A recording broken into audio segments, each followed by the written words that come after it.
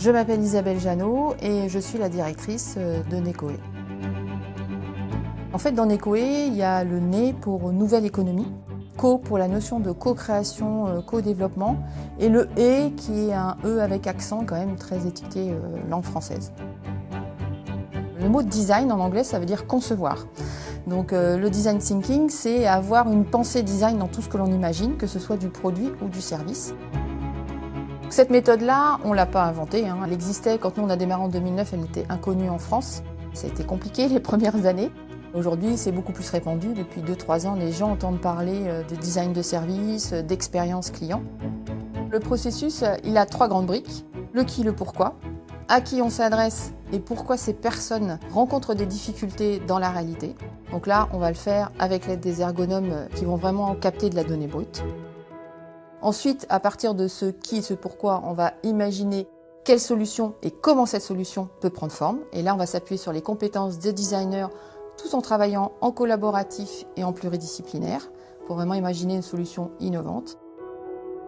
Et la dernière étape, c'est le comment, mais dans l'entreprise.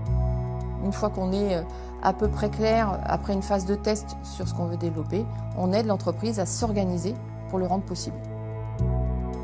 On a travaillé dans le végétal, dans l'assurance, dans l'industrie, avec la région autour du tourisme, avec la métropole sur le réaménagement de la médiathèque centrale, la déchetterie, la petite enfance, voilà, beaucoup de sujets très vastes. Après, on peut avoir aussi des startups qui nous viennent par l'intermédiaire de nos collègues, l'Industrie Lab, le Crésit, et tous ensemble, on essaie de rajouter cette couche de dire mais finalement, on a un bel objet, une belle technologie, mais voilà, pour qui, pour quel usage, comment? On a quand même l'habitude de beaucoup parler, et nous, à un moment donné, on leur dit, mais nous, nos outils, c'est à un moment donné, on prend un parti pris, on prend une option, on produit quelque chose, et vous n'êtes pas l'utilisateur. C'est l'utilisateur qui vous dira si vous êtes dans le vrai ou dans le faux. Donc, produisez. C'est ludique, mais c'est sérieux. Le labo, en tant que lieu, mais aussi en tant que philosophie, état d'esprit, ça a été vraiment pour nous aussi un tremplin. Et puis, on a un univers de travail, un environnement qui est quand même très agréable, très convivial. Je crois beaucoup en l'humain. Donc vraiment, la notion de bienveillance, de collaboratif, chez nous, c'est une vraie réalité.